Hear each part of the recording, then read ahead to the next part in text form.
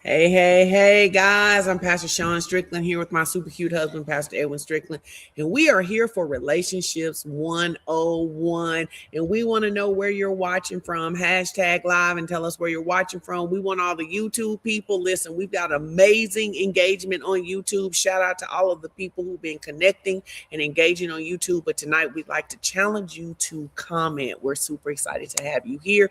We need you to tag somebody.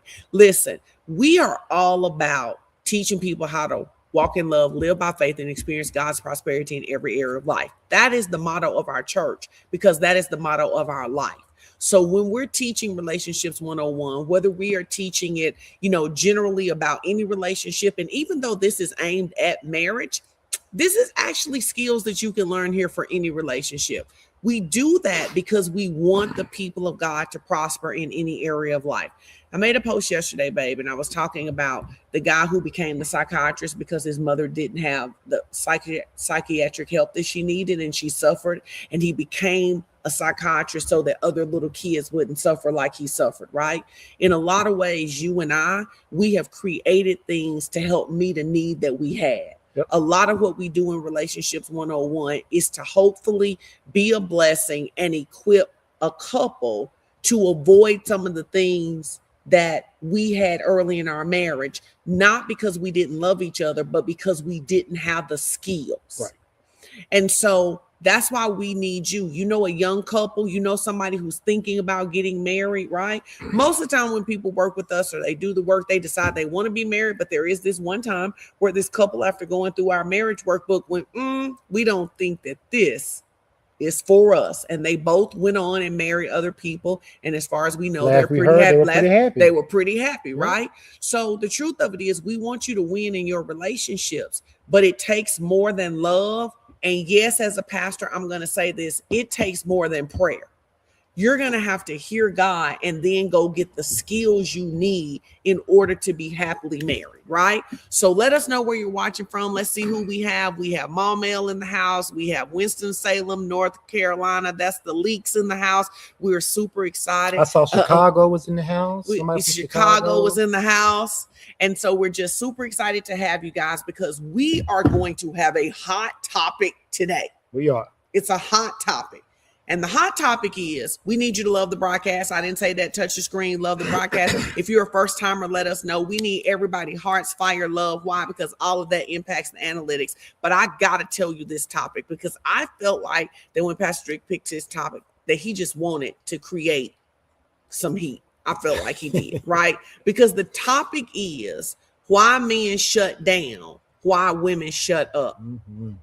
Y'all, when he sent me the notes for this, because I saw the notes before I saw the graphic, I was like, oh, he want to be messy tonight, but in a way that's going to transform lives. And so I'm super, super excited about it. So you still have time to tag somebody. You still have time to tell us where you're watching from. You still have time to take your phone and text somebody and tell them to jump in. And you still have time to be a part of Relationships 101. But before we jump in this, because we're waiting on people, tell us a little bit what was on your mind when you picked this topic. So if you remember, those of you that were with us at the last Relationships 101, the November edition, we talked about the silent breakup. Yes. And when we were talking about the silent breakup, we talked about how people literally break up before they ever break up. We went through all of the different scenarios that happen, how people get misunderstood. When one person is misunderstood, they can become defensive or they shut down. And really, this is kind of a natural progression of that, right? We talk about relationships, and you've read the best-selling book many of us have, that men are from Venus and women are from Mars, or maybe men are from Mars and women are from Venus, or maybe nobody knows where men or women come from. But the idea is that there are some inherent differences by nature and by nurture for how men and women operate. Now, again, you're going to say this later. I'm going to say it now. That is not to say every man operates the same way. It's not to say that every woman operates the same way. Men and women are not monolithic. They are not the same. All black men aren't the same. All white men aren't the same. All Hispanic men aren't the same. And that's the same thing for women. They're not all the same. What we're sharing with you is what we have learned over the course of our relationship in working with literally hundreds, maybe even thousands of couples after we got it right, because we spent a lot of time not getting it right. So this idea of why men shut down, why women shut up until they don't, really is a conversation around what happens in the psyche of a relationship that will cause someone to repeat this cycle, that they will repeat this. I shut down, somebody blows up, somebody shuts up, somebody pulls away, and nothing ever gets solved. And so I'm a firm believer in having as many tools in your toolkit as you can. Listen, if you got a friend or family member, I don't care if they're engaged, if they're married, if they're on the verge of divorce, if they're single, if they even think they ever want to be in a relationship, or maybe you just have a hard time functioning with the opposite sex, you need to tag them and let them know to come over here and hear this real, relevant, and raw conversation that we're going to have tonight about why do men shut down? Because a lot of men do shut down. Maybe you don't, but it's a lot of men who do. Why do women just eventually shut up until they don't? Because a lot of women do. Society tries to even tell them sometimes or nurture them into this idea of being quiet. And you talked about this before, the going along to get along syndrome. So we want to talk about why men shut down and why women shut up, and how we can understand the cycle so that we can break the cycle. Absolutely. So I knew the title would get people's attention, but I really didn't do it to be petty or messy. Not this time. Not this time. No, not this time. Unfortunately, you have such a history of petty that we can't call it. Well, and that's good because you thought I was going to be petty, so you showed up. But you're here now. So you might as well go ahead and not only hear some wisdom and some information that can absolutely revolutionize the way you deal with relationships. Who knows? I might throw some petty in here before we get done, because I do have a little bit in the bag. So just hang in there with us. So we are ready to do it. If you're ready, say we are ready. Yes. We Keep are tagging, ready. keep sharing. Keep doing all the things, right? So tonight this is Relationships 101. Welcome, welcome, welcome. Tonight we are stepping into a conversation that almost every relationship wrestles with, and it's not because people are bad, and it's not because people don't love each other, but it's because their emotional styles collide. Absolutely. Think about it like this. Have you ever been in an argument with someone that you really love, but then you walked away thinking, how in the world did we get here? And sometimes, again, one moment you're talking, you're having a conversation, and something leads to an argument. The next moment, somebody decides that they're just going to shut down and not respond. And then somebody else doesn't like that. And before you know it, they blow up. And now both of you feel unheard and unsafe. Yeah, because in so many relationships, one partner is going to shut down while the other person shuts up, and neither one of them respond. Those responses lead to healing.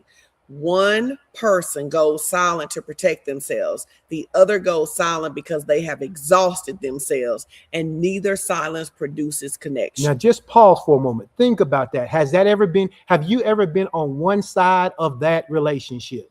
You shut down simply for the fact because you know what? The next thing I say is not going to be conducive to this relationship. We're having a discussion about whatever we're talking about, and I've had it up to here with whatever it is that we're talking about. I just decided I ain't gonna say nothing no more. Or you feel like every time I say something, you just twist it and you use it against me. So I'm just gonna shut down. And then have you ever been on the side of that where you just become so exhausted of trying to explain yourself and trying to get your partner to understand that you say, you know what? Okay, you're right. And in essence, what you do is you just shut down. And as Pastor Sean said, if you've been on either side of those, especially if you live in that cycle from time to time, then you know that neither one of those situations produces any kind of connection, and it's not good for a relationship. So tonight, here's the real question that we want you to wrestle with. I want you to think about it, right? Don't think about your partner. Don't think about your friend and what she done told you, what he done told you when you was at the barber shop or at the beauty salon. I want you to think about this for you. If you are a man, I want you to think about this question. Why do I shut down when things get heated? What's my reason? Why do I do that? And women or people on the other side, because again, somebody's already in the comments said I've been on both sides. So whichever one you relate to, right? Why do women go silent until they don't? Why does it build and build until it erupts? Because it happens to all of us. So tonight, what we're going to do is we want to expose the emotional patterns that keep couples stuck, keep them stuck in these cycles that they don't even understand. And I think if you and I are honest, there were times early on in our relationship, we didn't want to repeat some cycles, but we repeated a bunch of cycles. We repeated cycles because we didn't know what was triggering the cycle. And not only even if we knew, we didn't have the tools at the time to absolutely break the cycle. So part of what we want to do tonight is we want to be like that psychologist you talked about. That psychologist you talked about said no one would find a solution for his mom. So he became the solution so the other people didn't have that situation. We want to be your solution. We want to help you to understand why one party shuts down and why one party shuts up. Okay. So, I think it's important that you say until they don't. Because typically the person who shuts up, they shut up until they explode. They don't. Right. So I think it's just not you shut down, we shut up, and then it's kind of over. It's literally like the shut up person becomes the volcano because they don't feel like they were heard. Right. Because they don't feel like they were heard. They don't feel like they were understood. And then what happens is it comes to a point, as you described, it gets to a breaking point. And we all know, everybody out there knows, nothing good comes out of that breaking point. Nothing good comes out of it, right? So relationships, they rarely fall apart over big things. Listen, we have counseled so many couples. So many. And most of the people who we have counseled are not fighting a big thing. They are fighting little things that over time 1,000 misunderstandings, Yep. 1,000 shutdowns, Yep. small silences, and emotional withdrawal that creates distance inch by inch.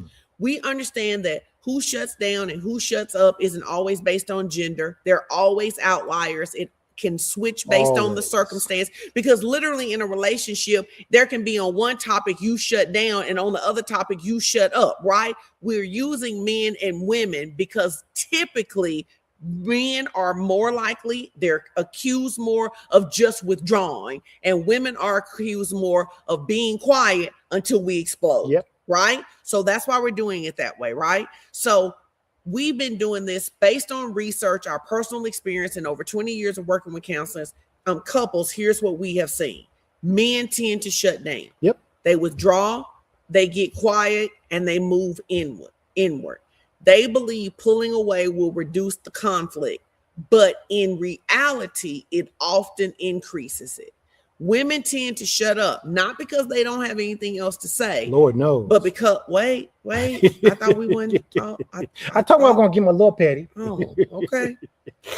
They, not because they don't have anything to say, but because they've said it so many times and they feel unheard. They silence their needs in the name of peace until the silence becomes too heavy to hold. Mm-hmm. And what can be interesting in that is that when a man has shut down, right? And then he comes back out of the shell, and then the woman has shut up, but then she explodes. Sometimes to the man, it can feel like it came out of nowhere, but really it came for the woman out of being quiet and hoping that it was going to be addressed, and then it wasn't addressed. And so now it's like World War III, and the guy just asked, could he have a cup of coffee? Absolutely. Yes, Absolutely. Right? So tonight we're going to walk through why this happens, what it creates, and how to build emotional safety so you don't keep repeating the same cycle. That's good. So if you're keeping notes tonight, she just told you what the expectations are. We want to make sure that you understand why this happens. Okay? Why do people shut down? Why do people shut up? We also want you to know what it creates and how to build the emotional safety net so that you don't keep repeating the cycles, okay? Now, before we go deeper, here's what we're covering. First thing we want to talk about is how emotional wiring shapes conflict. So true. Emotional wiring. The second thing we want to talk about is why shutdown actually feels safe to men. Why shutting down feels safe. And then number 3, why silence feels like self-protection many times for women. And then how these patterns collide under stress, and then how to build a safety net instead of distance in the relationship. And then most importantly, we want to talk at the end about how do we break these cycles for good. For good. How do we break the chains? So let's get into this. Why does this happen? What is the emotional blueprint that causes men to shut down? Now, again, we're generalizing, but it is generalized based on a lot of anecdotal research we've seen among men that we've worked with, talked with, and been in our families. And we believe that you can generalize this information too. And it may be that it happens to you and you're not a man, and that's fine. But many men, okay, many of us, regardless of your ethnicity, really, were raised we're not raised with the freedom to feel or to express how we feel. From childhood, many of us can attest to the fact that we heard messages like, you need to be strong, you need to man up, you need to toughen up, don't cry, or don't let them see you cry. And so over time, these are learned emotional expressions. And we learn that if we express those emotions, that somehow those emotions paint us or depict us as being weak, okay? And the truth of the matter is that's simply not wisdom. Now, there's lots of words for it. People call it toxic masculinity, toxic patriarchy, and all of those different things. But this idea that young boys aren't supposed to cry, that young boys aren't supposed to express their emotion, disappointment, or anything else, they're just supposed to man up and toughen up, is part of the problem. It's part of that emotional wiring. So then what happens is we grow up hearing that. And then when conflict arises, our limbic system, the emotional control center of our lives, it shifts into what we've talked about before, this freeze or flee response. Their silence isn't rejection. That's not how we want it to seem. It is how it comes off. But what happens is men actually get overwhelmed. And as a result, they withdraw, and it feels like the safest thing to do, because to not withdraw, to express your emotions and all those other things, if you've been wired to think that that is somehow weak and makes you less than, that doesn't feel safe. Any men out there who agree with this, just put a 1 in the comment section. If I'm coming down your row and you like, yep, that resonates with me, just put a 1 in the comment section, so I know that what I have experienced and what the men I've talked to have experienced is true. See, if you don't say anything, then this won't escalate. So if I just don't say anything, and I used to be that way, I used to fail so many times. Some of it was because of my personality, but in my mind, when we would be having an argument, a real argument about whatever stupid thing we were arguing about, I would say, I'm just not going to say nothing. And I promise, the more you talk to, the more you explain, the angrier I got. And the more I said I wasn't going to say nothing, it felt safe not to say nothing, but then I would just explode. And then once I would do that and escalate the thing, I simply made it worse. Rather than just saying, hey, I feel, or knowing how to use all those correct statements, I didn't know how to do that. And so what felt like protection for me on the inside looked like abandonment to you, because you would say, you can't just cut me off. You can't just decide to stop the conversation whenever you want to. And you were right, but that's what I was doing, because that felt safe to me, to just say. And I used to say to you, I would say something and go, that's all I'm saying about that. End the conversation. Oh, that's it. That's the end of the conversation. I would shut down. Not only was I shutting me down, but I was shutting you down, because that felt safe. It wasn't right, but that's what felt safe. Anybody out there resonate? I got some ones coming through here. And when a man doesn't have the emotional vocabulary, the emotional intelligence, or the emotional fortitude to express how he's feeling, shutdown becomes the only language that he knows. And that is a poor language to build a relationship. Now, this is important because I read these notes like 5 times today, right? Yep. But actually hearing you say this, something clicked for me that has never clicked before for me in my life. That's why we do this. That's my second petty. That's why we do this. No, but I'm really trying to have a serious moment here. Okay. In the whole time I have known you, right? Mm-hmm. I have never considered that you would be overwhelmed by anything. So I never even had you're like, it's like we laugh at the house that we think you can do anything, right? Mm-hmm. So the only thing that would come up for me is that you were being a jerk, because I didn't even consider that you could be overwhelmed by what was happening here. Mm-hmm. That actually is really blowing me away, to be like that you, Edwin Strickland, have felt overwhelmed. Absolutely. And that what I thought in that moment was you just deciding to control it was really saying, I don't have the bandwidth to deal with this right now. I think that's really interesting. I don't know if anybody listen. Well, and sometimes the feeling of being overwhelmed is not always like I can't take it. It's the overwhelming feeling of like, no matter what I do, it ain't good enough. A lot of men who love their wives, who really want to take care of their wives, even if they miss the mark on accident or purpose, and it comes into an argument, if they're honest, if they have the emotional language to talk about it, they feel overwhelmed because they don't feel good enough, like they didn't do good enough, or they didn't do enough. So what happens is when they shut down, it doesn't appear to their partner, the person they love, that they're shutting down because they're overwhelmed. It's like he's being an a-hole, or he's being a jerk, or he's being mean. You know, that whole thing of me saying to you, okay, I don't want to talk about it no more. That's it. That's the end of the conversation. We ain't talking about this no more. It comes off as extremely dismissive. Hear me when I say that. I get it now. It's extremely dismissive, but it was the way to protect it, because I'm like, if we keep going, we're going to end up in a place that I don't want to be in, because I don't want us to blow up at each other. So I'm just going to shut it down because it felt like protection. And then the Bible says the thing that you fear is the thing that comes up on you. Yep. So then what ends up happening is that we did end up blowing up because I'm just really not wired to be dismissed and not respond back. Right? Because so I think that's really interesting. So I don't know if anybody is like, but you actually did try to shut down a little bit. I mean, you would shut up for a little bit, but then you go out and then you come back because you shut up until I can't or because don't. What would be happening when I was in the room, when I would leave the space, is it would be like, well, who does he think he is that he gets to control the flow of our conversation? Right.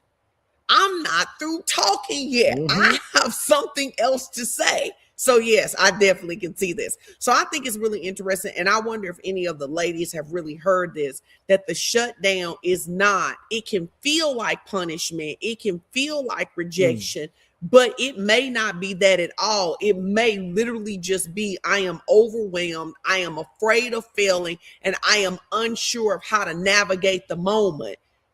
You're not absent, it's that you're overloaded. And because most men grew up not being able to express their emotion, even admitting that seems like weakness. And especially if you're in a situation, and not everybody's in this situation, but if you're the man and you're the breadwinner, you know, there are other added stresses. Not that women don't have them, but sometimes men have to learn emotional intelligence. And until recent years, it's not something that I heard directed toward men.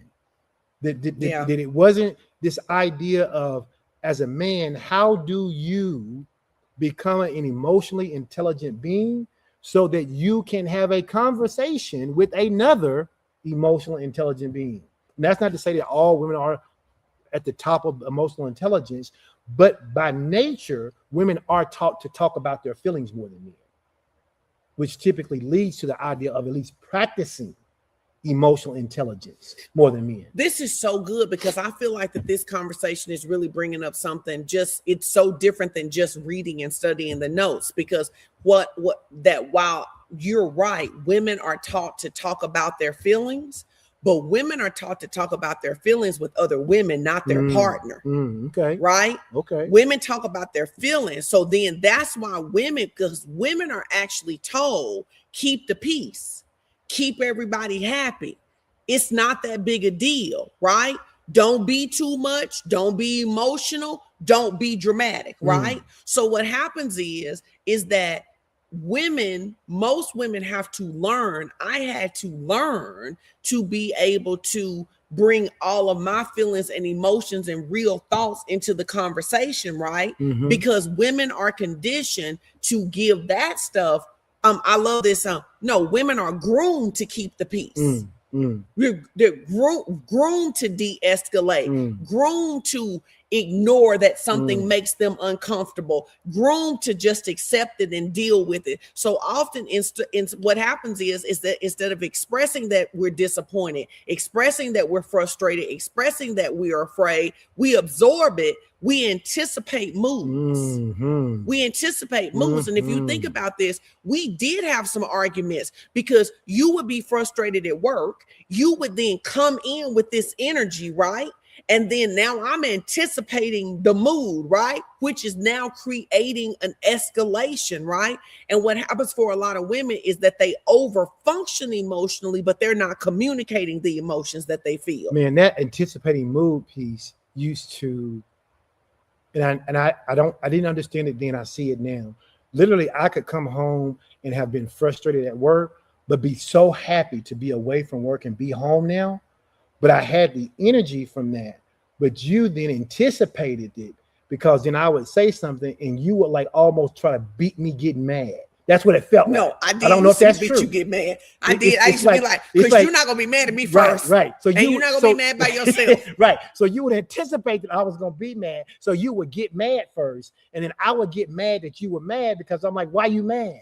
But I would feel like this. If you were happy to be home, why didn't you leave the energy that you felt at work outside the door? Yeah, I didn't even know that I was bringing the energy home. Why didn't you come home with some happiness and enthusiasm? Because I don't know if anybody's ever been married, but in our marriage, it looked like this. He come in, and he already got what we call in our family resting strict face. All the Chase, Caleb, they got it, where they look like they're mad when they're not. You look like you mad. We all know you well enough to know how you move when you're mad. And I say, babe, are you okay? I'm fine.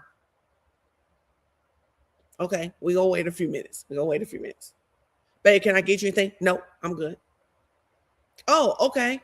Is something wrong? Is something wrong? No, nothing's wrong. So then I am thinking in my mind. So after the third time, I'm like, man, are you wanting to pick a fight? I've told you I don't want anything. I told you that I'm fine. And by that fourth time you come there, you go, what, you gonna act like this all day? Right. Like, you just gonna act like this all day? Right.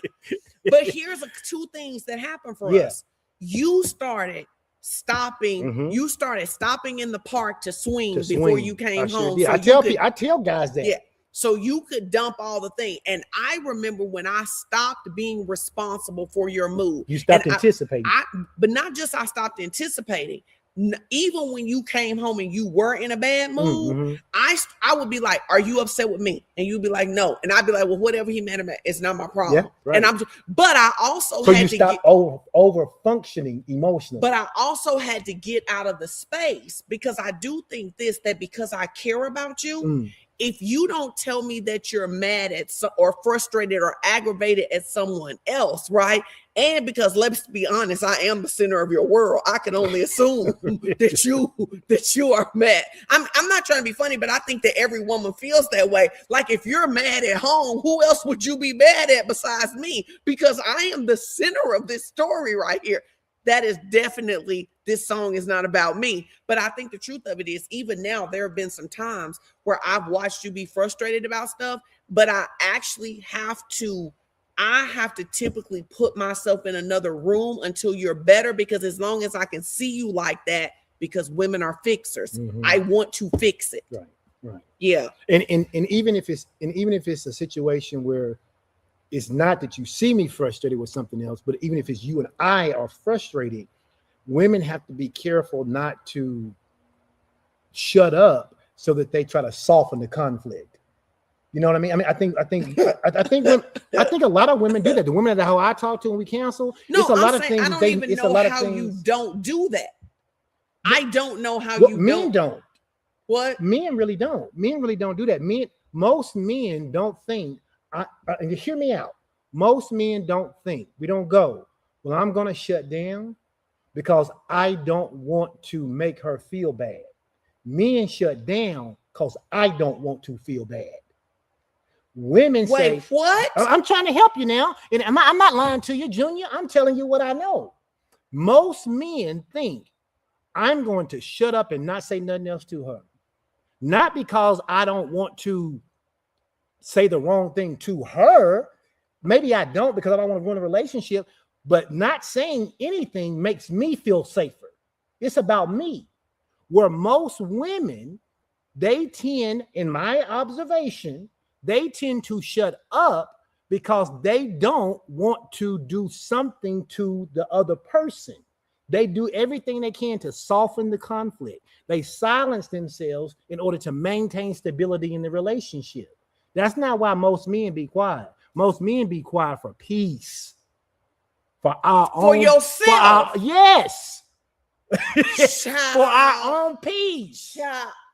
And that's why we need chairs and a couch. That's what I'm talking about right now. It's for our own ladies, peace. I need y'all to talk to me, because I'm not even, I see what now, if you're I'm saying. wrong, y'all come on and tell me I'm wrong. Every man come on here and tell me I'm wrong. Say it's just you, Edwin, you just crazy. And I'll take that. But I'm telling you, most men shut down because shutting down brings me peace. So I'm shutting down trying not to make you feel bad. Yeah. And you shutting down so you can feel better. You want to soften the conflict. I want you to be quiet so I can be at peace. Ooh, child. Now, if I'm wrong, y'all say something in these comments. They quiet over here tonight. Somebody else just said, woo, child. I don't even understand what we are doing, right?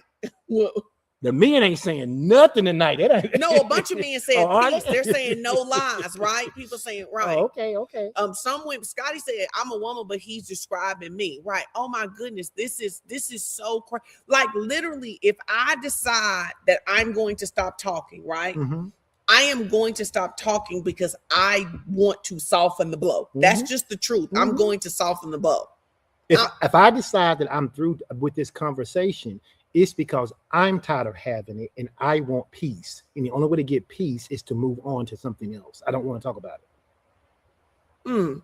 Okay. So, okay. Now the truth of it is, I have learned. I wish we had a referee here in a striped shirt to come in. I have learned that is wrong. That's what I'm saying, though. I'm not here to say that's right.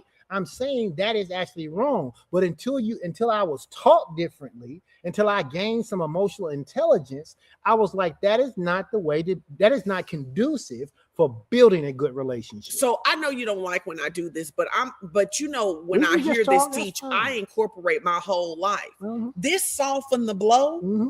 I don't just do that with you. I typically do that with people that I love. Most women do.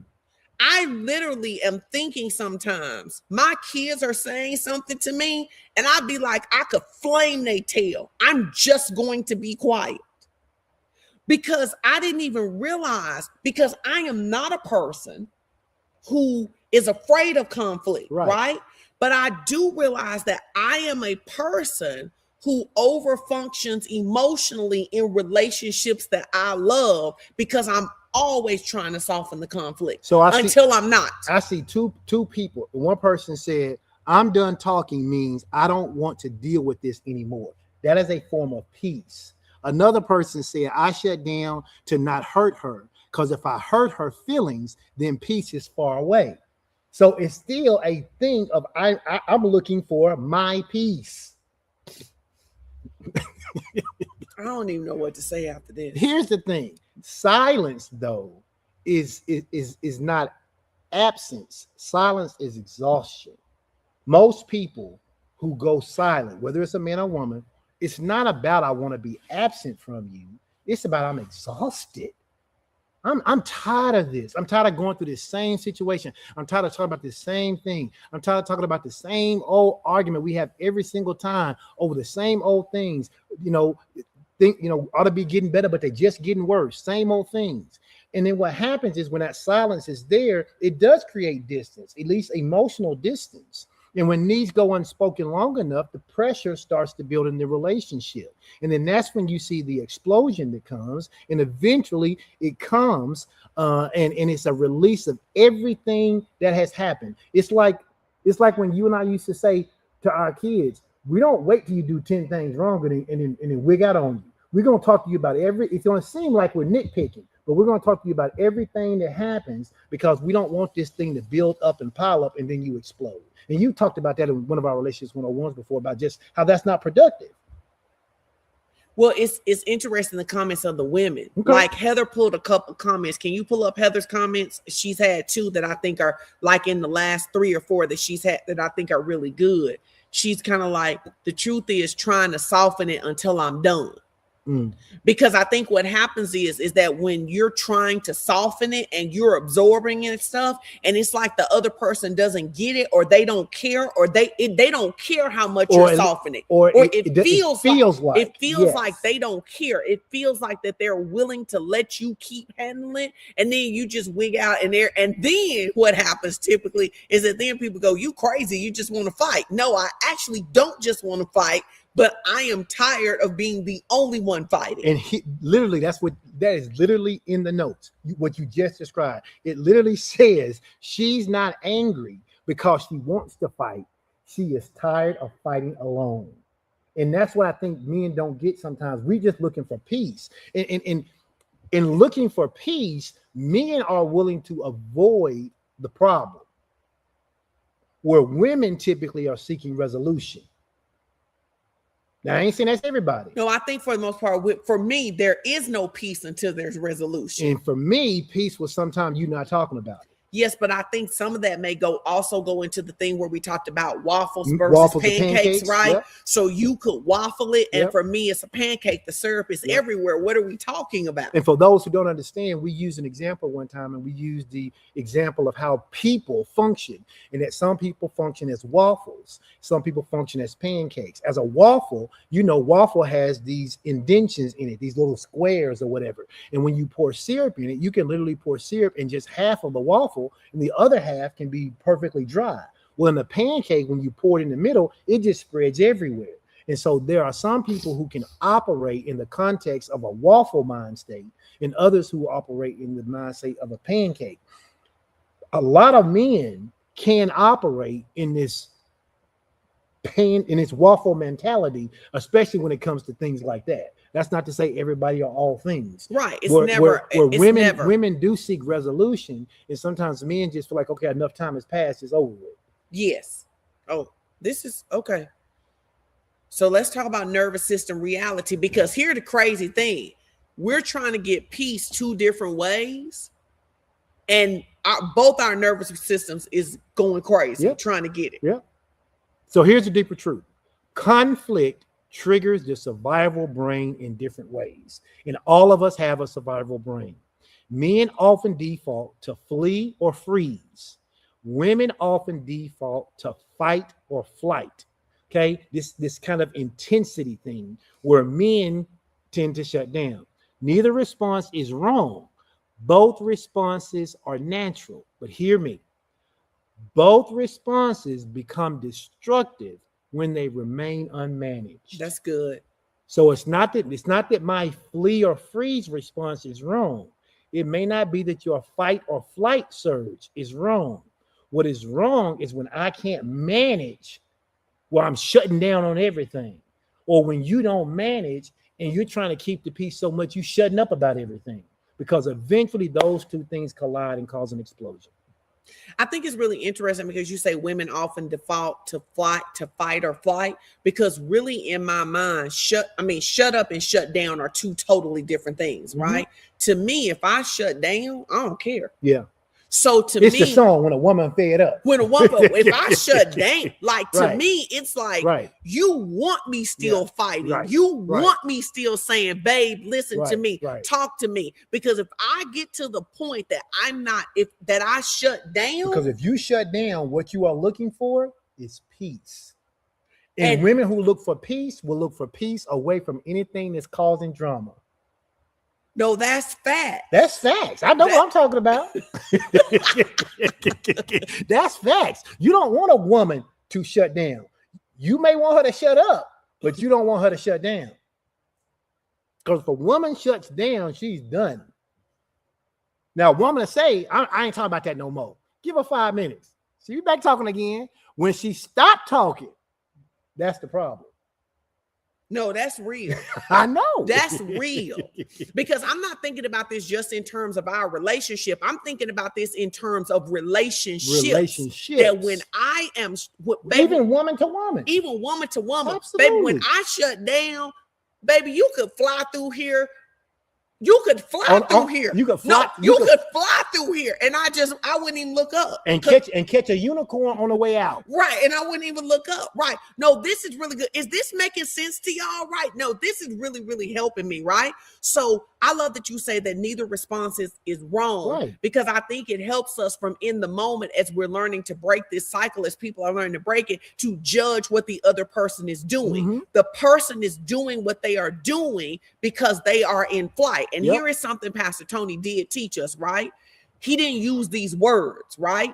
But he did teach us that when we see the other person, now we would understand is in their survival state. That the person who is not needs to take the lead. Yep. The person who is not, which means somebody got to get mature enough to not be in the survival mode. We used to say it like this in our relation. You know what I'm about to say? Yes. I ain't gonna say the word, but we used to say it like this. Somebody got to be the bigger ninja. Somebody got to be the bigger ninja. We didn't say ninja. Right. Somebody's got to be the bigger ninja. Okay. If I see you, but again, it takes emotional intelligence. It does take emotional intelligence to be able to recognize that you may be in a fight or flight stage, and that if you stop talking, and that don't mean it because of that I got to get in the flee or freeze state now. Right. And that if you stop talking, yes, it's going to escalate it for me. Right. Yep. And that if you shut down, and maybe if I give you a few minutes, we can come back and talk. But if I keep pushing, it's going to be the same. Everybody just type in the note, say, help us grow up, Lord. Yeah. Just help us grow up. But these are the two, when we talk to people, and I tell people all the time, when I get ready to counsel them, I don't want to just talk about your problems. I want to give you tools, because if I give you the proper tools, you can construct a solution for any problem. That's good. But the issue is, a lot of times people go to counselors, and I ain't got nothing wrong with counselors at all, but people go to counselors and sometimes they're just rehashing the problem.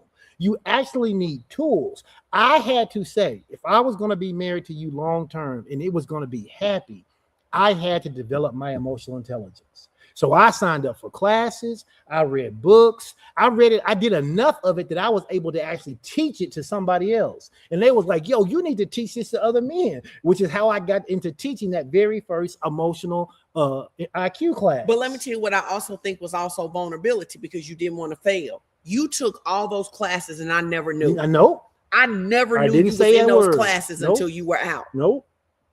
I didn't say nothing to nobody. I was just like, this is an area that I need to improve. And how do I improve it? So I would be trying out all the stuff they say and be failing at it. And I would go back and read it. And finally, I remember one of the first times I got it right, I was like, yo, this really works. Not only did I preserve how I felt, you also went away feeling good. It was like, that's a win-win situation. Now, have I been perfect at employing that? No. And I can tell you that sometimes in high stress situations, if I'm not careful, I will default back to strict, right? But that ain't what I want to do. I want to always be in Edwin mode, right? Because Edwin mode allows me to function as a more intelligent being and not just somebody who's going off because I'm trying to protect my peace. No, that's really good. When I was thinking about that, I was thinking when you're in Edwin mode, you're actually in what I would say chase mode. I feel like Chase is so good in emotional intelligence, and like he said to y'all for years, like, this is all you have to do to get. He was like, this is all you have to do to get mom to calm down. All you have to do is let her know you heard her. Can I tell all the men the worst thing they could ever say when they recognize their partner in survival mode? Go ahead, help them. You need to calm down. In the history of the world, telling somebody to calm down, who is already worked up, has never worked. It's just never going to work. It just never works. Even though you want them to calm down, but telling somebody you need to calm down, and I used to do it all the time. You did. And my thing was, if you calm down, you could listen. And if you oh my God, you used to say it just like that. And if you listen, we could get past this. But that was not the way to do it. And I know, because a lot of dudes still do that stuff because they lack emotional intelligence. I'm telling you. No, let's talk about the shutdown versus blow up cycle. No, because the truth of it is that if you say calm down, baby, you almost guaranteed a blow up. Yes. Right. No, it's just almost like I was at 3 when you said calm down. I'm at 23 it has now. Just the opposite effect. No, it has just the opposite. No, Scotty said it presses the big red button. Women have a big red button on the inside of us. And if you tell us to calm down. Do you know why men tell you to calm down? Because you want peace. Because we want peace. Now, it ain't the right way to get it. But we are telling you to calm down because we want peace. That's what we're looking for. My God. My God. Okay, the shutdown. Are y'all getting something from this? You ought to tag somebody if you're getting something. Give some hearts, give some fire. All right, the shutdown versus blow up cycle. Mm-hmm. Now that we understand emotional wiring, that somebody is in freeze, somebody is in fight or flight, right? Let's walk through the cycle most couples fall into, not because they want to, but because they never understood what was happening underneath. Okay, it starts with something small, a tone, a question, or a misunderstanding. And most often, it is a question that's a misunderstanding with the wrong tone. That's actually what it is. It's the trifecta, right? Did you mean to leave that toilet up so I could fall in it again? Because I'm trying to understand. Because I'm trying to understand. Although it's formed like a question, you know what's coming next. Right. So a step one, a minor issue triggers an emotional need. Okay. She seeks clarity or connection. Her tone may sharpen because she feels unheard. His nervous system interprets the intensity as danger, so he shuts down. She feels him withdrawing, and her anxiety spikes, so she escalates. He feels overwhelmed and further retreats, and she eventually gives up and shuts up. And then 7, emotional distance grows, and the relationship feels less safe each time the cycle repeats. My God, you need to just walk through that just one more time. I am. Walk, and call them out. Step one. What's step one? Step one, a minor issue triggers an emotional need. Step 2, she seeks clarity or connection, and her tone may sharpen because she feels unheard. So whenever this minor issue comes up, it triggers a need. The need that she needs, that no matter what's going on, that we're going to be good. We're connected. She seeks that connection. Her tone may sharpen, at least maybe the tone, because we're talking about tone, because she's feeling like she's not being heard. But then that triggers something in him. What triggers it in him? Step 3. Then step 3, his nervous system interprets the intensity as danger, so he shuts down. In his mind, he go, here we go again. We finna have another blow up. I'm gonna be on the couch again, or we're gonna have another fight, or something else. It's gonna be not. Some couples, we say they shouldn't do this, but they're gonna go another 2-3 days not speaking to each other. So he interprets that as danger. So to get rid of the danger, he does something stupid, which is to shut down. And then she does something stupid because step 4, she feels him withdrawing and her anxiety spikes, so she escalates. So he's trying to get away to preserve peace, but she sees that as you're trying to abandon. So I'm finna fight for this because that's what I do. Or fight you. But it's gonna be some. I'm gonna fight for this, or I'm gonna fight you. But it's gonna be some fighting going on. And then so step 5 is that he feels overwhelmed, right? And retreats further. And then step 6, she eventually gives up and shuts up, right? Because that step 5 is, I've talked to so many couples, and we've never done this just because of our personalities, I think. But I've talked to couples who said they got mad. Somebody who was on Facebook the other day, somebody said, what's the longest, it was in one of the men's group. They said, what's the longest you've ever gone without talking to your wife after an argument? Mine was like 30 minutes tops. 30 minutes tops. And that may be because you went somewhere. But other than that, because you gonna talk to me. Absolutely. You're gonna talk but to me. But there are couples. One guy was like 2 weeks. I can't imagine being in the house with the same person and not having a conversation with them for 2 weeks. But people do that. And all that does is increase the disconnect between them longer and longer and longer. And so then what happens is that both people start to feel unsafe. Yep. Not only does she feel unsafe, he feels unsafe because when she brings up something, he says, here we go again. And she goes, he doesn't listen to me. And so it's like, you feel like because this was our real thing. You felt like I always wanted to argue, and I felt like you never wanted to resolve anything, that you just wanted to control how the argument was going to go. And on the surface, both of those look true. Yes. Because people say things like perception is reality. Our perceptions of both of those were true.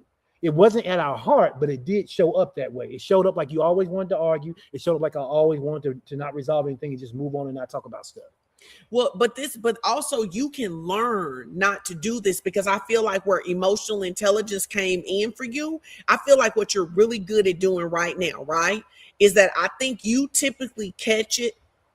You may not catch it at step 3, which is nervous system interprets intensity as danger, but you almost always catch it at step 5. If I escalate, you almost always now remind yourself that the way to get me to calm down is to engage. Not to say calm down. Right, not to say calm down, but to actually engage. Yeah, and there's a proper way to engage. And so I learned part of that is being able to place not your needs, but to place yourself in another person's perspective, to see it from their perspective.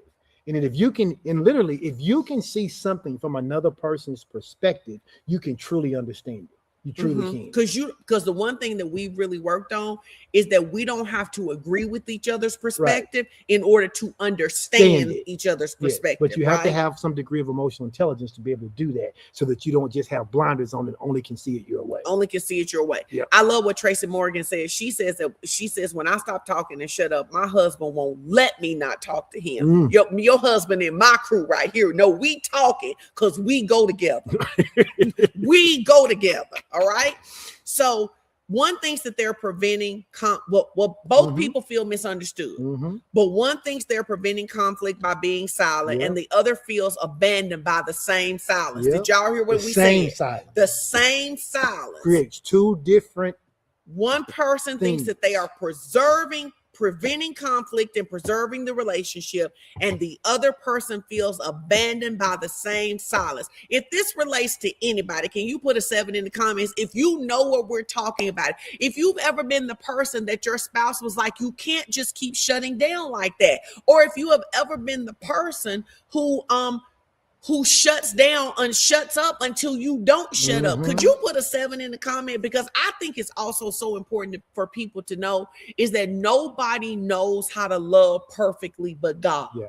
And all the rest of us have to learn how to love well. We have to learn how to love well. And just because we love someone doesn't mean we know how to love well. Absolutely. Right. And here's the key. If you do not develop a new strategy, the cycle will repeat itself, and it will repeat itself until the relationship becomes so emotionally numb that you may be together, but you're not together. And it gets you into that silent breakup mode we talked about last month. And this is really interesting because what we find a lot of times when we're talking to couples, that when it goes back to the silent breakup, right?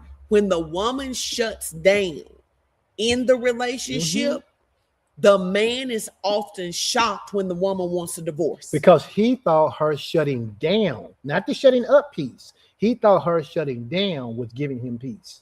And then she like, well, I don't want to be here anymore. And he like, how did we get here? Right? Because once it shut down, he was peaceful. Yes. Yes. So here's what's so crazy, guys. This is in the Bible. Yeah. This is in the Bible. So we want to talk about the Bible, what the spiritual roots and the scriptures has to say about it, because the shutdown blow up cycle is not new. In fact, we see this emotional pattern in scripture. What do you mean we see this in scripture? It is actually in scripture. When Adam sinned, what was the first thing that he did? He hid. He shut down. He hid. He withdrew and he distanced himself. God asked him why he did it in Genesis 3:10. What did he say? I was afraid, so I hid. I was afraid. I was looking for peace. I found out I was bucket naked and I was afraid. I wanted peace. When God questioned Eve, look at what she did. She explained. She defended. She detailed. She went through the emotional processing. She said it was the serpent who deceived me and I ate it. Why? She was trying to keep the peace. Think about this. So from the onset, men and women have handled conflict differently. Yes. They have handled trouble differently. Yes. Right? Now, what did God say in James 1:19? He said, be quick to listen, slow to speak, and slow to anger. Say it again. He said, be quick to listen. Quick to listen. That's that emotional intelligence. Be slow to speak. That's that emotional intelligence. And be slow to anger. That's that emotional intelligence. We were working on something today. It wasn't an argument at all. We was working on something today. We intense people, but it wasn't an argument. No, we weren't even disagreeing at the time. You were reading something and I wanted to say something, but I was practicing in that moment to say, you don't need to interrupt. Let him finish. Let him say the entire thing before you say anything back. Quick to listen. quick to listen, slow to speak, and slow to anger. Mm-hmm. And my whole point, because I had read this scripture right here, is that if I will practice it over something that I am not emotionally invested in, then it is easier to do when I am emotionally invested, right? So that was why I was practicing it. That if when you're reading something, like even something like you come and you read a Facebook post, right? And it's this tendency to be like, oh, I read that, or what did they say, or whatever. Nope, I'm going to practice being quick to listen, so slow to speak, so that when it is about something that matters, right, I have the ability to keep that pause button pushed. Somebody asked a question. They said, can you repeat step number 7? Here's step 7. We said that once you go through those processes, that last thing that happens is that emotional distance grows, right? Because now both people have become silent for different reasons. And the relationship feels less safe every time that cycle repeats. Every time that cycle repeats. In the same way that you want to make deposits into the love tank or love bank, whatever you want to call it, every time you go through that pattern of shutting down on each other, the relationship itself suffers and it grows more and more distant. That's 7, right? That's number 7. So then Proverbs 15 has given us a plan for this. What does it say? It says a soft answer turns away wrath, right? So the gospel invites us into a new emotional pattern, one built on connection, honesty, safety, and grace. Oh, that's so good. Everybody say grace. Grace. Everybody say grace. Grace. One of the things we really had to learn is that we tend to want grace for ourselves and judgment for others. Yes. So here's what this means. I tend, as a human being, to want you to judge me by my heart. Come on. While I judge you by your actions. Say that. Say that again. I tend, as a human being, if I have not trained myself differently, I want you to judge me by my heart, but I want to judge you by your actions. Here's a great example of this, right? Grace. Just the other week, when you did leave the toilet seat up, I did. Right? I did. I knew you were going to bring that up. Yeah, no, but you brought it up first. I just want to do it before you did. Whatever. The point is that I had to pull myself back because what I wanted to do was judge you by your action. Why would you do this? Right? But I literally had to say to myself, taken from the great Ralph Marlowe, based on what you know about Edwin Strickland, would Edwin Strickland intentionally do that to you? And then I just went, nope, and you got to get over it. I love how you said it too. You said, babe, you just got to do a better job. No, because I was working through. And then I said, a better job of what? You said, when you go to use the restroom, you got to let that toilet seat down. I said, did I leave it up? You said, yes. And I fell in at 4 o'clock in the morning. I said, babe, I'm so sorry. I am so sorry. But the way but rather than coming in and screaming at me about doing it, it took a whole different turn. But again, that's that whole slow to speak, right? Quick to listen, slow to anger. You demonstrated that, and it really worked out for us. It's also because it was 4 o'clock in the morning and you was asleep, and I had opportunity to process. How long was you in the bathroom before you came back to the bedroom? No, I literally didn't tell you till the next morning. I know. I said how long? No. How long was you in your process before you came back? No, I processed in the bed while I was trying to decide if I was gonna kick you in the back or not. No, but I'm saying I think this is no. You just have to do a better job. Is a soft answer, right? Yes. Yeah. And so we have this opportunity to build something new on connection and honesty and safety and grace. And here's the question that I need everybody to be able to ask about their spouse, because this is an important question, and your friends and everybody else in your life. What Ralph Marlowe said is that when I look at the sum total of who I know you are and what you feel about me, are you trying to hurt me? And I think the truth of it is that if you cannot honestly answer yes to that question, then there is some other work you need to do. You need to go and get somebody else. But even in our craziest days, I never thought you were intentionally trying to hurt me. Right. So I think that that's really important. Yeah. So now we're going to talk about how modern research aligns with scripture. We're going to What am I in the No, wrong you go. list? You are. Okay. We're gonna step into the research on relationships, particularly the work of Dr. John Gottman. Put his name in there, Dr. John Gottman, Gottman. He is one of the leading marriage researchers in the world, and we find 4 emotional patterns that predict relational breakdown with extraordinary accuracy. He identifies the 4 patterns that kills relationships. He actually calls them something I think is hilarious. Yeah. The 4 horsemen of the apocalypse, because when they show up consistently, they signal relational danger.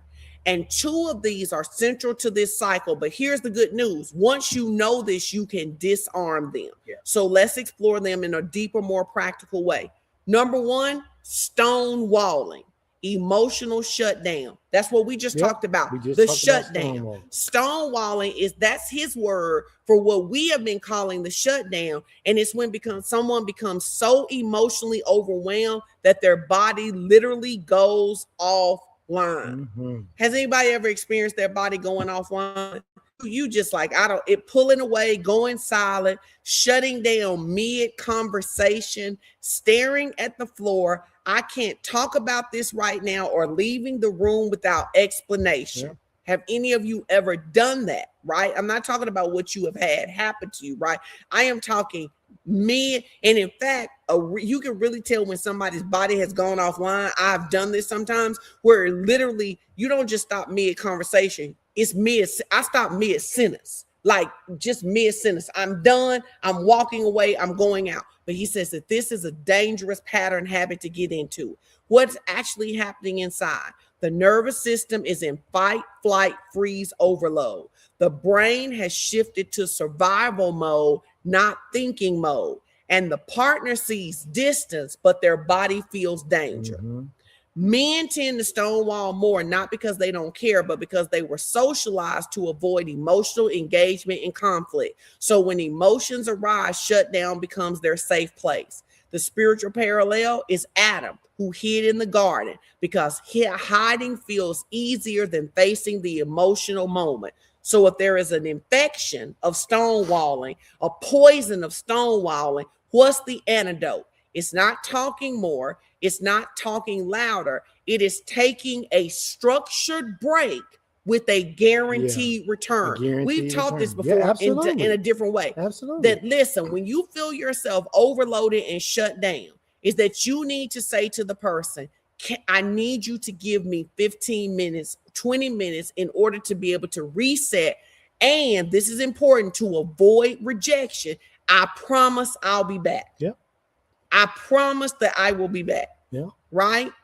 Because stonewalling breaks a relationship when silence is indefinite, but it heals the relationship when the silence is temporary and communicated with safety, right? How many of you like really understand that? Like if your spouse or if your spouse said to you, I need 15 minutes, you could give them 15 minutes, right? If they promised they were going to come back.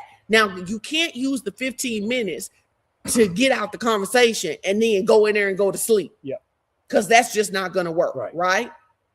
And then, so we're talking about these emotional styles. So you want to avoid stonewalling, okay? You also want to avoid this second thing, which is criticism and escalation.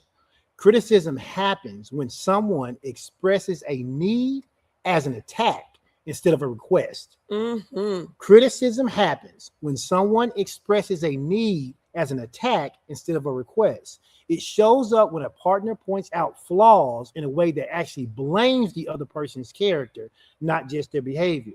It often sounds like you never listen to me. And what do we say about the words never, ever, and always? The moment you use those, you disqualify yourself because nothing but Jesus is always. Okay, you can't say never because if you tell me never in an argument, I'm gonna tell you the one time I did it, and now the conversation is void because you're wrong. Right. And so because you've gotten a little distracted on being right instead of resolving the issue. Because you don't, that's why you don't use those kind of words. Don't do that. Because it's criticism and it's criticism and it's also escalation. So you don't do that. Okay. You don't say you never listen to me. You always do this. And you don't ask people the question, what's wrong with you? What's wrong with you is a trigger. It is as bad as you need to calm down. But here's the deeper truth. Criticism isn't usually rooted in anger. It's actually rooted in fear. It's actually rooted because people are overwhelmed and they don't have the ability to have their needs met. Okay. Here's the escalation point. When criticism goes unaddressed, it is often intensified into escalation. That is what pushes people into escalation. What happens? Their tone increases, their volume rises, intensity builds, anxiety spikes, all kinds of bad things happen. Escalation is not necessarily someone trying to dominate the moment. It is someone trying to desperately to be reassured, to be seen, and emotionally heard. I think it's really important. One of the things that we talk about in the notes is that an emotional flare someone sends up. It's an emotional flare that says, I feel unheard, I feel unseen, or I feel alone, right? Most people who criticize, they're not trying to attack. They're trying to express pain the only way they know how. Mm-hmm. Yeah. Yep. And so you have to remember that criticism is about an attack. Gentle expressions invite connection. It's why it says in Proverbs that a soft answer turns away wrath. Mm-hmm. Mm-hmm. So the antidote is what I'm feeling is, what I really need from you is, I'm scared we're disconnecting. Can we slow down? I feel disconnected. I need a moment with you to talk through this. Mm-hmm. You hear the difference in that, as opposed to you don't ever listen to me. No, hey, babe, I really feel disconnected. I need a moment for us to talk through this. Y'all hear the difference in that, right? And if you haven't been trained somewhat in emotional intelligence, to say to your partner, I'm scared we're disconnecting, doesn't seem natural for men.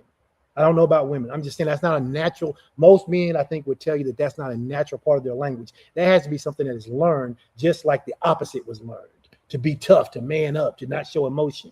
To say to your partner, hey, I'm really feeling disconnected. I'm scared of what's happening to us right now is not language lots of people use. So then, so we all have to practice the antidote, right? Yep. So then number 3, defensiveness. Defensiveness is the natural response to criticism or perceived attack. Yep. It sounds like that's not true. Well, what about you? It's not my fault. You're always blaming me. Have y'all ever done any of those? I have. Defensiveness is basically saying I'm too afraid or too ashamed to take responsibility. That's what defensiveness really is. And I put that in there because that was one of the things that I learned in emotional intelligence, that when you become defensive to feedback, even if it's critical, and even if it's what's the word I'm looking for? Even if it's criticism as opposed to true feedback, when you become defensive, it's really because you're saying I'm afraid or too ashamed to take responsibility. Because if it's really not what you're doing, if someone says you're doing something and it's really not what you're doing, you don't have to have an emotional response to it. That's part of being emotionally intelligent, not responding to things that are not who you are. Well, it's really interesting because yesterday I made a Facebook post where I publicly say, after I had privately said to you, Sure. I privately said to you that you were right and I was wrong.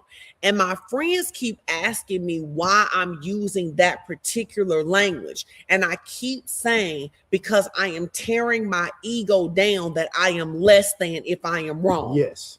I am not less than if I'm wrong. I'm just wrong. People say, oh my God, I can't believe she said she was wrong. She was. I was wrong. What's the big deal about? We've all been wrong. We've all been wrong. But I think the thing is that we have to disconnect being wrong from our ego. Mm-hmm. And we also have to disconnect that being wrong is fear of being rejected. Right. Yes. Right. Yes. So defensiveness is basically saying I'm too afraid or too ashamed to take responsibility. And what does it do?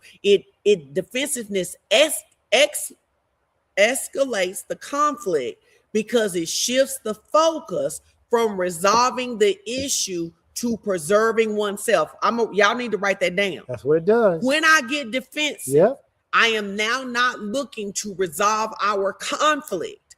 I am now looking to protect myself. And I will protect myself at the expense of the relationship. So we really, really want to work on that. What is the antidote? Taking even 1% responsibility. Mm-hmm. I can see how that impacted you. Let me try again. Yep. Responsibility invites safety, and safety invites healing. I just had an aha because one of the guys on the thing yesterday said that he was teaching his he was teaching his son to make sure that the woman that he dated could apologize. I'm not saying that this is true, but this is just what I'm thinking based on everything that I see here, right?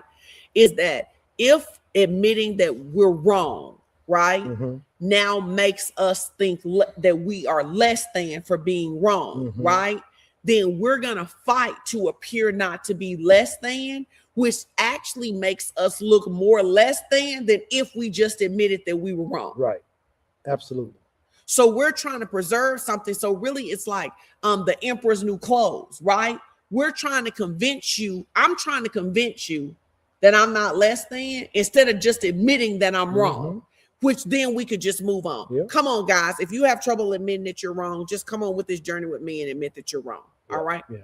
Listen, and then the last one is about flooding. And flooding is just this idea that literally everything is happening so fast on the inside of your body. It's like an emotional breaker has been tripped, right? And you can tell when flooding is starting to happen because you'll feel your heartbeat start to rise.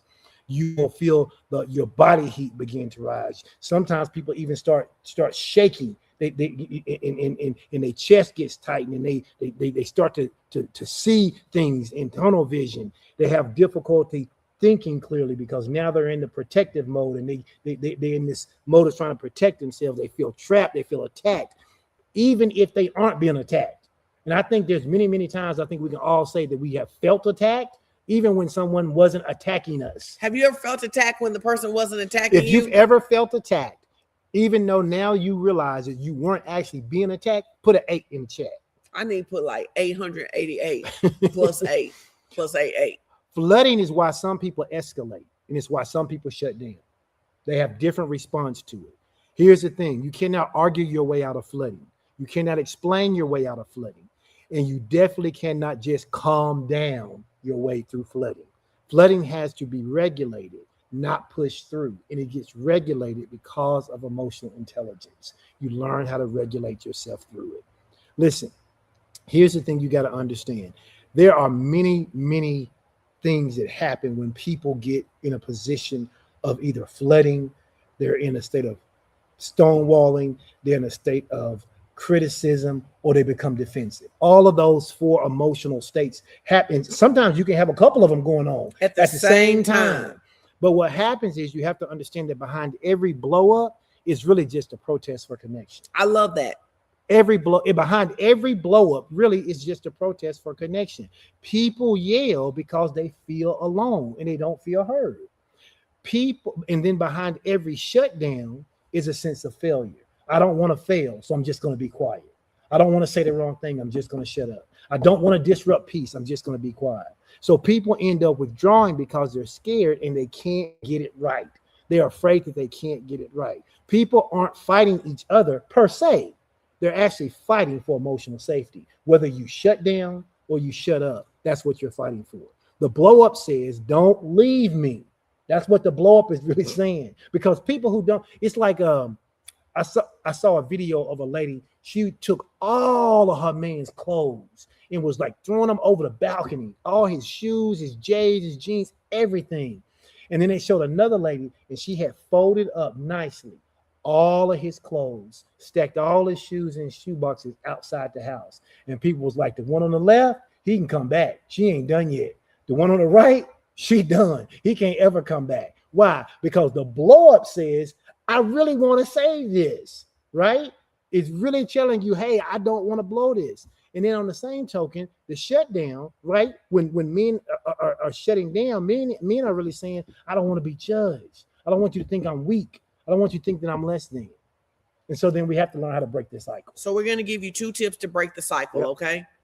Okay. So I'm going to do the one for men. You're going to do the one for women, okay? So for men, my brothers, the goal is never to feel overwhelmed. Yep. It is to handle overwhelmed differently. Say it again one more time for the people in the back. The goal is never to feel overwhelmed. It is to handle overwhelmed differently. Mm-hmm. So instead of just shutting down, would you say, I'm overwhelmed, but I'm not leaving you. I just need a moment.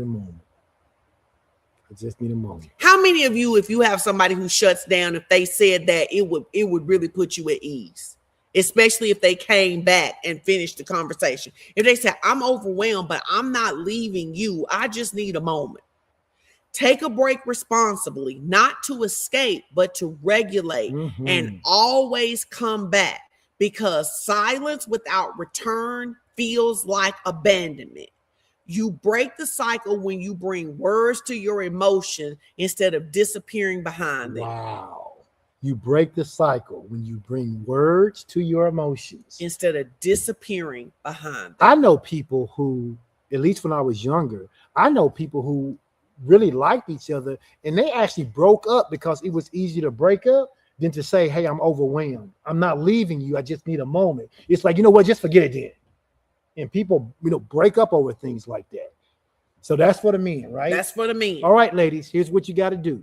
If you want to break the cycle, when you speak early, instead of waiting until the moment you're emotionally exhausted. I know that a lot of women do that, but you gotta not always try to keep the peace so much that you just bottle everything in until you explode. You got to express those needs before resentment grows. You got to use gentle starts instead of urgent starts. You got to assume curiosity, not conflict. Okay. Your voice is not too much. Women need to hear that. Your voice is not too much. It's information that your relationship actually needs to thrive. He may think that he wants you to be quiet, but in reality, the only reason he wants you to be quiet is because he's afraid that something's going to be exposed. It's going to show him that he has areas he needs to grow in. And that's not always easy for men. So how can couples break the cycles? How can couples break the cycle? We're going to give you some safety rituals. Weekly check-ins. Yep. Code words for overwhelm, right? Boundaries for conflict. We don't yell and we don't leave without a return time. We don't yell and we don't leave it without a return time. And then reassurance. I'm not leaving you. I'm resetting myself. I'm regulating myself. So what are we going to do? We're going to establish some weekly check-ins when we aren't upset, right? How do you think we're handling conflict? How do you think I'm showing up? We're going to work through that when we're not upset, when right? we're not upset. When the worst thing you can do is to try to work through that. Well, how do you think we're handling this then? No, don't do that. Don't do that, right? And then you need a code word for overwhelm. What is something that you could say to each other that if one person says it, you both agree to respect that it means you need a pause? And it needs to be a gentle word. I'm just going to throw that out there. It needs to be a gentle word. And then we need boundaries. Like we don't yell and we don't leave without a return time, right? And then we want to do reassurance. So weekly check-ins, code words for overwhelm, boundaries for conflict, and reassurance, right? I think one of the things that we use a lot, we don't use it hardly ever now because we just don't need to. But early on, we had to say it a lot. We used to say, I'm not your enemy. I'm not your enemy. I am not your enemy. It was like, hey, listen, this is getting tense. I'm not your enemy. We're on the same team. But you know what? This is funny because now I can see when flooding would take place. Because if one of us would say, I'm not your enemy, and the other would say, you sure seem like it. That's because you're flooding. Because you can't even regulate. Right. You can't even regulate anymore, right? Yeah. Okay, so take a moment this week. Be like, I'm not your enemy. Well, I don't need no enemies if this is what it is. We was crazy. Praise the Lord. That's why we can help you if you listen to us. Okay, so this week we have some questions that you can ask, and we'll also put this on the Edwin and Sean Strickland page, and then we can if you are in marriage school, we can add these in marriage school, right? Okay, so this week, what are some questions we're going to ask each other? What does shutdown feel like for you? What does escalation feel like for you? What helps you feel safe during conflict? That's a great question. And what do you need from me when you're overwhelmed? Those are great questions. And then you create a plan for that. So I need to know what shutdown feels like for you. You need to know what it feels like for me. I need to know what escalation feels like for you. You need to know what it feels like for me. What helps you feel safe during conflict? What helps me feel safe? What do you need when you're overwhelmed, and what do I need when I'm overwhelmed? And we work on it. That's so interesting too, because one of the things that you have really worked on, and I do appreciate it, is I tell you all the time, you can ask me anything. But when we talk about escalation, it feels like escalation to me when someone says I did something I didn't do it. So, like for instance, you could ask me, you could say, "Did you leave that pan in the sink like that?" And I could be like, "Oh no, that wasn't me." But if you say to me, "Why'd you leave that pan in the sink like that?" That feels like it escalated already because it feels accusatory instead of a question. And so I'm telling you publicly that I appreciate the fact, whether you think that's good or not, I appreciate the fact that you have been really good about asking me those things, because that does help me not to just shut down and not be like, "You want to fight? I ain't talking to you about this." You know what? I just want to say publicly in front of the people, because I want to put this on things since we're going to work on something. I personally do not like when you say, "I just want to fight," because you don't like the way that I'm engaging. How do you think you can say that better if you used all your emotional? Oh, I don't think you just want to fight. That's what my old mind says. No, you actually say that sometimes. I say you just want to fight. You say that sometimes. Well, the next time I say that, will you call me out on that? How can I call you out? You can just say, "Hey, okay." How can I call you out? Do I need to text you? No. If I say you just want to fight, you can say to me, "Is that what you want to say?" Because that'll remind me. Okay. All right. So we'll report back. Yeah, we'll report back. If I say that, if I say, "Oh, you just want to fight," just say, "Is that what you want to say?" Or you can say, "Is that what you mean?" Something like that. Just ask me a question. Okay. Well, all right. We gonna see. Right. Okay. We hope y'all got something from tonight. We see that a bunch of y'all hung out with us for a long, long time. We will see you back in January, but you know what I always want to know. What is your big takeaway from tonight? Now, I'm going to frame it differently. What is the one tool you're going to implement? Let me ask you this. Is this a tool that would work? What's that? If you were starting to shut down, and if I said to you, "It's important to me to talk about this, but I can give you some time if you need it," would that help? Mm-hmm. I'm going to practice that. Mm-hmm. I'm going to practice that. And again, it goes back to tone, because I'm thinking about us, right? I'm thinking about us, right? And if you say, "Well, you clearly need some time," then that doesn't feel the same. But aren't you still responsible for managing yourself? I am still responsible. What we're talking, but you're asking me what I needed, so okay. I'm telling you what I need is for the tone, because we say tone's important, right? So say what you said. How would you say it? I would say it seems like you need some time. It seems like you're getting overwhelmed. It seems like you're getting It seems like you're getting overwhelmed. Would you like me to give you some time? I like that. That's so much better than saying something like, "Well, you're clearly overwhelmed. When you want to talk about it?" that same thing, different tone. Okay. So yes. Well, for the record, we go report back. No. For the record, you're now supposed to ask me, because it's a question for each other. Okay. It's a question for each other. Okay, what's the question? How can I ask it? I'm gonna make sure I ask it the right way. You could ask me, what could you do when I'm escalating? Oh, what could I do when you're escalating? If you would touch me when I'm escalating, because that's always going to ground me that we're on the same team. So I'm going to ask a follow-up. In which way would you like for me to touch you? Hold your hand on your shoulder. If you put your hand on my shoulder, if you grab my hand, if you say, that's not going to seem patronizing. If you're talking, I'm going like this. It's all about tone. It's all about how you do it. Oh. If you do it like this, well, that's gonna sound patronizing, right? Okay. But if you say, if you go, "Listen, if my wife is escalating, the fastest way to ground her is for me to touch her. It's for me to hug her. It's for me to put my hand on her shoulder." Don't do this. Not unless you want your finger. Okay. No, but I'm saying, okay. And here's the thing. But do y'all see what we're doing? We're actually talking about something real while we're in a good mood, because it's a lot easier to work through it when we're in a good mood. Yes. Right? Yes. So y'all could practice that, right? you could laugh at us and then lead in to your own question about that. Yeah. Right? Absolutely. That is how you do it. Absolutely. Right?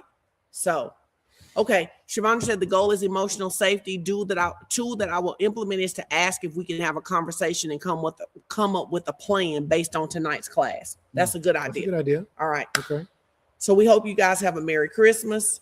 We love you so much. We hope you'll actually do this work. And let me tell you something. This work right here, you could do this work with your kids. You could do it. Yeah. It's not just for married couples. You could definitely do this with your kids, right? When you feel like your kids are shutting down, when you feel like your kids are escalating, how your kids feel safe during conflict. What do you need from me when you're overwhelmed? Yep. Because we actually have a kid that doesn't yet know they need a hug when they're overwhelmed, but when they are overwhelmed, they absolutely need a hug. Yeah. And they may even resist it. Yeah. And say things like, you shouldn't touch me while I ask you not to. But the moment that you get them that 30 seconds in, everything breaks down. Yes. All right. So we hope y'all have a Merry Christmas. Thank y'all for hanging out. 70 people hung out. 71. Thank y'all so much. Leave a comment, heart fire if you didn't do that. And we would love if you tag the Edwin and Sean Strickland page. No, I'm talking to them. If you have something great, but you tag Edwin Sean Strickland page instead of us individually, that will get more traffic to that page, right? Is there going to be a replay? Yes, but here's what you need to remember, Ryan.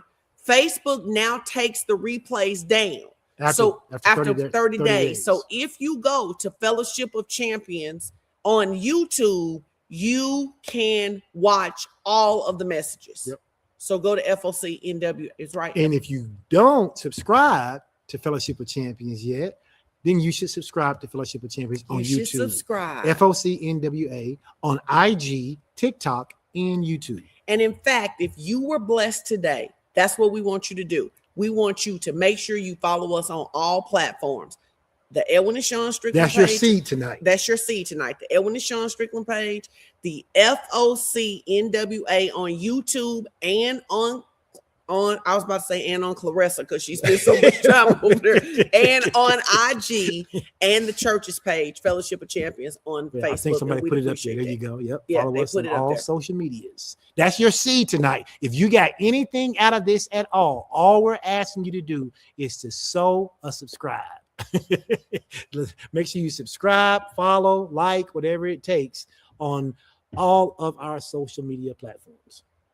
Okay. Is that it? That's it. All right. Listen, you guys have a Merry Christmas. We love you. We'll see you guys in 2026 with Relationships 101. Some of you will see many times before then because we have something happening all throughout the week. All right. Bye-bye.